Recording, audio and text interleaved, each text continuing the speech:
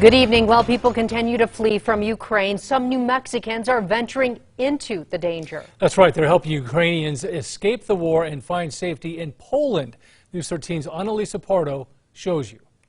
When Russia invaded Ukraine, Santa Fe real estate broker Keith Crow knew he had to help. The indiscriminate killing by Putin and his troops. I was horrified by it. I wanted to do something immediately. He booked a ticket and has been helping refugees get from the Lviv train station to Poland, the final 8-hour leg of what's often a long journey to flee the violence. Well, once they get to that town, there's no hotels for them to stay in because there's so many people. There's no hostels. There's no transportation to get them from that train station to the border. So they were either walking or they were sitting in the cold for days and days and days until they could get a bus to the border. Crow says a group of them take up to 60 people to Poland per trip and does up to 3 trips a day. He says they've ushered about 800 people to safety. But today is his last ride, saying it's getting more dangerous for him to cross in and out of Ukraine. I'm also trying to be very cognizant of what's coming, and death is coming, and everybody knows it.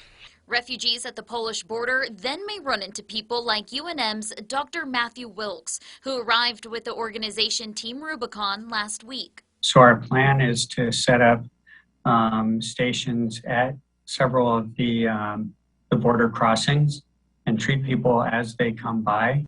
His team also walks the line of refugees with backpacks full of medical supplies. Both New Mexicans shocked at just how many people need help. It's an incredible number of people, and you can watch video on the news and it really doesn't give you a sense of how overwhelming this is. I walked by a line of people that were 5 or 6 across and at least a mile long, if not longer. And by the number of people helping. The response of Poland and the greater EU, I've never in my life seen anything like it. It's people were driving from Norway, Denmark, a ton of people from Germany, and they would hold up signs, saying, please come home with me. You can stay with us as long as you like. Hoping others will do the same. Think a year from now, when they still are going to need our help. Okay. Sell that extra set of golf clubs, sell that extra watch that you never wear, and help them.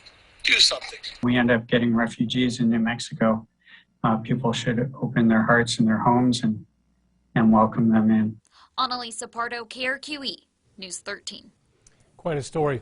More than 1 million Ukrainians have streamed into Poland since the war started.